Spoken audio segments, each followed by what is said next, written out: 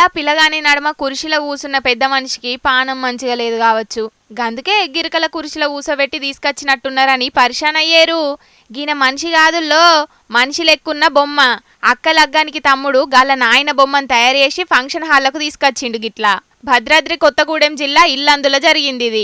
సింగరేణి కంపెనీలో deputy general manager గా కొలువు చేసే బాలరాజు అనే గీనే 5 ఏళ్ల కిందనే జీవిడిచిండట. ఇక లగ్గంలో నాయన లేడని అక్క బాగా బాధపడ్డదని తమ్ముడే దగ్గరుండి గీ విగ్రహాన్ని తయారు చేపించిండట. చిన్నప్పటికెంచి మమ్ముల్ని నాయన ఎంతో పాయిరంగా చూసుకున్నాడు. గందుకే అక్క లగ్గంలా నాయన దీవెనార్తలు ఉండాలని గిట్ల చేసిండట. ఇక లగ్గంలో గీన బొమ్మను చూసే వరకు ఇంట్లోన్నోళ్ళందరూ కళ్ళెంబడి మస్తుగా నీళ్లు తీసుకున్నారు. ఇక ఒక దిక్కు బాధపడుకుంటేనే జీవిడిచిన మనిషిని గీ బొమ్మల చూసుకుంటా మస్తుగా తుర్తి చేసుకున్నారు. ఇక అక్క కోసం తమ్ముడు చేసిన గీ పనిని చూసి ఆడున్నోళ్ళందరూ మస్తుగా తారీఫ్ చేసిండ్రు.